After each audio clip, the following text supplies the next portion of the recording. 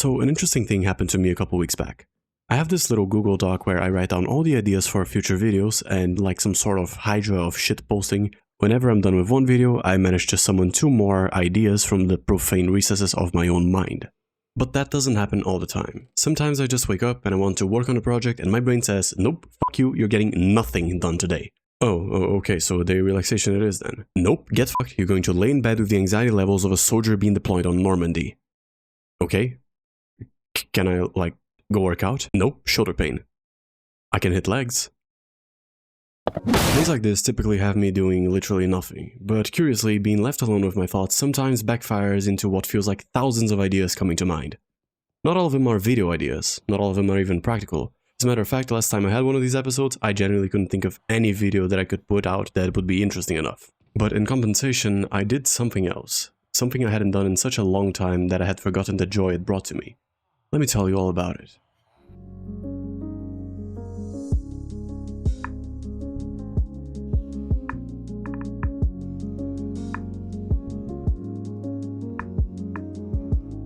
Just so you know, this video is going to be a bit more laid back and less edit heavy than usual, specifically because I have exams coming up and I need to allocate more time to cry in front of my exercise sheets. To those of you who are really deep into the channel lore, i.e. the people who watched the 5th video I ever posted, will know that in addition to doing the little YouTube thing, I am also a writer. I'm not a serious writer, like I don't have anything published for real, but I have, conservatively speaking, at least 800,000 words scattered across various documents in my PC and iPad, as well as a huge fanfic that I wrote for a year and a half that I used to post on Wattpad. Speaking of which, I sincerely hope there is no intersect between my readers there and my viewers here, because the amount of cringe in those pages can probably kill a small child.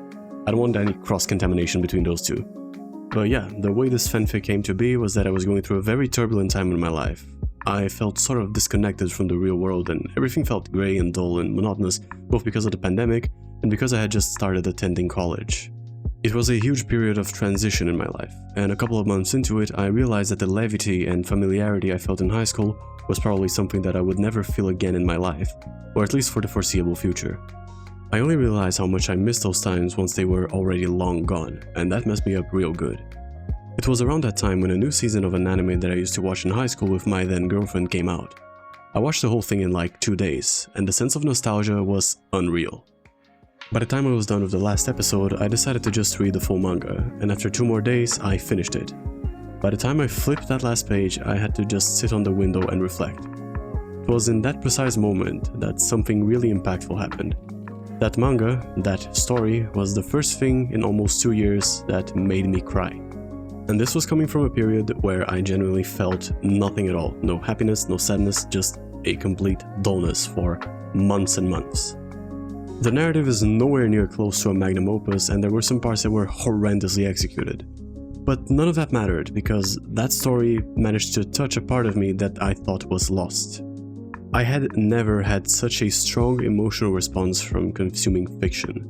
I had gotten hyped and intrigued and other equivalent feelings while reading or watching various works, but I never felt this bitter sweetness that this specific story provided to me. It was weird because for days after having finished the manga, I felt a void in my heart that left me barely functional. I felt numb and unresponsive, as if someone had genuinely just unclogged the pipelines of 2 years of bottled emotions, and everything came spilling out on that evening that I spent bawling my eyes out. And then I was left with nothing, an even stronger feeling of nothingness than before. On one of those nights, maybe 1 or 2 weeks after I had finished the manga, I remembered the thing that I usually did to vent or to express my emotions somehow. I sat down on my chair and I began to write a story in that world. I had never written anything in the romance genre before. Everything prior to that was mainly scattered episodic stories from a dark fantasy world I created when I was 15. I was stepping into completely new territory. It was something that was initially meant to be private, for my eyes only, just like the rest of the things I write. But then I thought for a little bit and I wondered, what if I posted this? A few months prior, I had created a Wattpad account to read a fic that I found interesting, and on the next day, I posted the first chapter of what would come to be a 46-chapter story posted periodically over the course of approximately 18 months. Like I said, I had written things before, but this was way back when I hadn't the slightest idea of the fundamentals of what made a good story or literary theory and shit like that. This work was the first time I wrote something and I was proud enough to show it to the world. Or more specifically, I wasn't embarrassed enough to hide it. As it turns out, that was one of the best decisions I ever made. Every day, once my classes were over and once the clock struck 10 PM, I would sit down in my chair and I would write for 2 to 3 hours. I only had a very rough idea of what I wanted to do with the plot and the character arcs because, essentially, I just sat down to pour my emotions onto that document. Somehow, by either a ridiculous stroke of good luck or an influx of readers with catastrophically bad taste, my little side project began to garner attention from a few people. Normally, I would have stopped after maybe 4 or 5 chapters after I felt like I had successfully made sense of my emotions. But seeing all those kind comments I was receiving and the feedback, I felt compelled to develop the story further. I developed a new obsession, a hyperfixation of sorts, and with it, I began to see color in the real world again. That story served as my therapy for a long time, and even though I had run out of ideas by chapter 12, I simply kept at it with the excuse that I was doing it for the readers. But the truth was that I was doing it for myself. Having a space where I could express all my hopes, my pains and my ambitions healed my soul in a way that medication or practical treatment couldn't. Don't get me wrong, I am still a hot mess and I absolutely believe you should seek professional help in case your brain feels like my desk's cable management. I am a very skeptical person and I generally don't believe that what I did was anything remotely related to some sort of spiritual healing, but seeing the good that simply having a place to express and explore my feelings did to me, I feel like I would be doing a disservice to humankind if I didn't impress other people to give it a try. It is not a cure, but it can act as a sort of catalyst that will aid in either the recovery from or survival of whatever rough patch you may be going through in your life. Anyway, back to me pretentiously recounting the 2 last years of my life while I'm building a melon farm. I eventually lost the will to write this fanfic for 2 main reasons. First was that the scarcity of ideas made me write myself into a corner when I essentially created an unsolvable plot point. And the second is that I didn't really need that story anymore. It had brought me a lot of comfort in a perilous time in my life, and it served me well as an escape from reality. But as things got lighter and I got a better grip in my life, I found myself without the necessity of visiting that cozy world quite as frequently as I used to. The updates became less and less frequent as I would focus more on exploring different stories, mainly things with darker themes that I was more fond of. The dark fantasy story I had mentioned before was something that I tried writing many times before, but I could never manage to get something satisfactory out of it. I wanted to explore it next, as I have a huge world in my head that I desperately want to put to paper. But back when I tried, I was still in high school, and the words I wrote could never make justice to how cool I thought the story was in my head. But after having written this fanfic, and with another 200k words of experience behind my back, I decided to give it a try again. Over the course of a few weeks, I wrote an entire skeleton that detailed all the plot points that would happen in the first book, plus a couple of things that would happen in the second and third, and a few interesting concepts that I wanted to explore in that universe, given the opportunity. The skeleton alone had 78 pages to it. Granted, there were a lot of line breaks, but the story itself would be much bigger. I gave it a try, and I found it exceedingly hard to write a compelling start, so I just skipped to about 20% and fumbled my way through 30 pages before I wrote myself into a corner again. I knew that the characters were in point A and now they had to go to point B, but I just couldn't think of anything that would make it compelling. The well of my creativity had dried, just like all the other times I tried writing the story over the countless remodelings and iterations that it went through. I closed the document and I didn't write a single sentence in it for the next few months. I didn't really have the time for it anymore, as my personal life and college were getting more demanding, and the time I did have I would spend either playing games, reading something, or if I actually did feel like having a more personalized story, I would just go to character AI. I would still write short stories for myself every now and then, all set in this dark fantasy world, but without the slightest intention of posting them, and with a frequency much lesser than what it used to be. I simply couldn't think of anything else that would make it compelling anymore. Interestingly, around that time was probably the lowest bottom I felt in a while in terms of how satisfied I was with my life due to a variety of reasons. But at least I had found a new passion in making these 10 to 15 minute long shitposts you see every 2 weeks or so. But one evening about 3 weeks ago, I was walking my dog around my neighborhood and I happened to meet my philosophy teacher from high school. He was one of my favorite teachers I ever had, and one thing he said to me during my graduation ceremony as he was handing me my diploma was to never stop writing. That one sentence he told me had stuck with me for a long time, and when I met him again all those years later, I told him how much that mattered to me. He asked me how I was doing and if I was still writing things, and it was on that moment that my autism kicked in and I used one of my favorite artifices of the human language called lying. I told him I told him that I was almost finished with my book and that there was a good chance that I would publish it soon. To which he said, shit, really? Send me a message. I really want to see the finished project. Then I said, yeah, sure, I'll let you know. Bye! And then I fucking took off.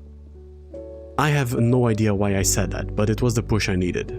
Though the story was nowhere near its conclusion, I did have a very detailed guide on what would happen in it. It was just a matter of packing the skeleton with a bit of meat. And that's what I did.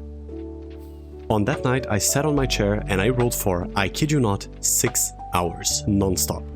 The next day, I did the same thing, and the day after that too. The ideas were flowing like a river, and I managed to get through 50% of the entire fucking book in 2 weeks.